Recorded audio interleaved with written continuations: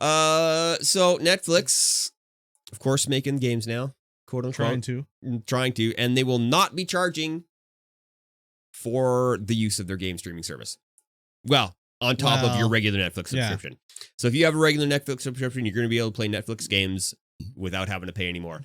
And right now, all they're really doing is working into the mobile space. So you're going to be able to play mobile games with your Netflix subscription. And maybe later on, they'll do more. I'm sure if they could get an actual game company to license them their games, they would get them streaming through the whatever website. I can't see them letting them do that on the PS5 or the... No. It'll be just like Epic versus Apple. Yeah. The closed off walled garden. We just want to let them play our games. Like Netflix, the small upstart versus the juggernaut Microsoft. Trying to curry favor with the public. Yeah, so they say they're not going to increase the price, but you know how it'll be. It'll be like, well, when it actually happens, they'll be like, we're launching with no price increase. Okay, you launch with no price increase. Great. But then 6 months down the line, oh yeah, it goes up $2. Everybody's subscription goes up $2. Yeah. It's the way it always is. Hopefully, it'd be great if Netflix got into like classic games. Like imagine they just like, we got the Konami library. You can stream them all. Yeah, that'd be great. Not going to happen. Probably not. If they can't even do that on like Game Pass or something, they're not going to get it on Netflix. No. But all these old games, man, like why do game companies not operate like movie companies? Movie companies are like, we have a new format. You must buy the movie on this format. Like game companies are like, that game's 20 years old. We're not making any money. You don't need to play that anymore. Don't worry about it. Like just put it out so someone can play it on Xbox. Yeah.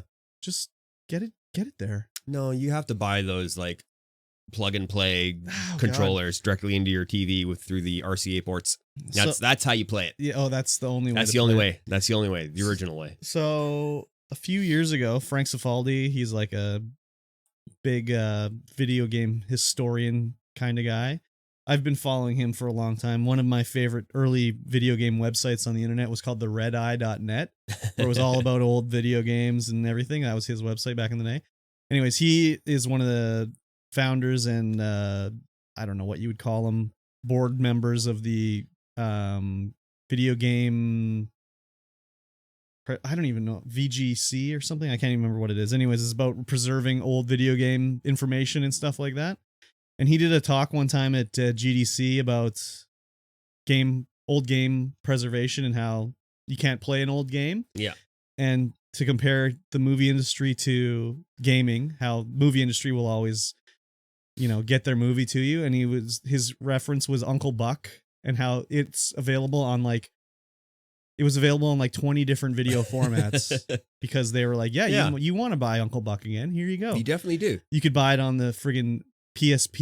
You could buy it on all these formats. And that's for Uncle Buck. If you guys don't have Uncle Buck on HD VHS, what are you doing? Yeah, exactly. Like it was on everything. Laserdisc, you could buy it anywhere.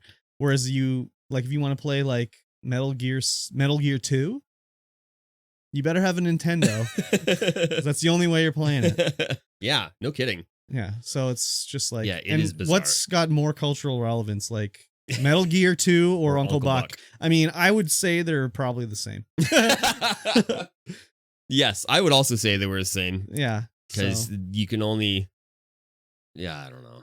I mean, it's John Candy in one hand, but it's Hideo Kojima in the other, So, yeah. Even if they, just release it it costs $2, what are they earning now? Jack shit. Exactly. Anyways. Yeah, it's weird. It's a weird So thing. Thankfully, a lot of these, Phil Spencer on Microsoft, he always talks about that kind of thing now. We want to get the old games out there, backwards compatibility, all that kind of thing. But then you have it on the other side where Sony was just who wants to play these old games? No one cares about those old games. You don't need backwards compatibility.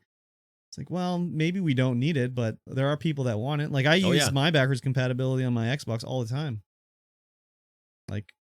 Not me. Well, you don't have one. No, I've got yours. that you haven't used. When 360. is that stream happening, by the way? I need to get that room a little bit cleared out before I can do that. Yes, he's gonna do the VR. What is the game? Rise of Nightmares. Rise of Nightmares Connect. That sounds like a good couch dudes game. Oh, right there. Yeah. Yeah, Very maybe good. I'll just take everything upstairs and There you do go. it up there. Get the Exactly. green screen up there. There you go. Since I gotta set up for couch this sooner or later. Yeah, Get that do all. it 2 nights in a row. Yeah, Your wife will love it. she will. She already loves it when I do couch this. I know. Very good. All right, Netflix. I still have a subscription, and the only thing I've watched is Masters of the Universe. Yes. I don't know why I still have a Netflix subscription.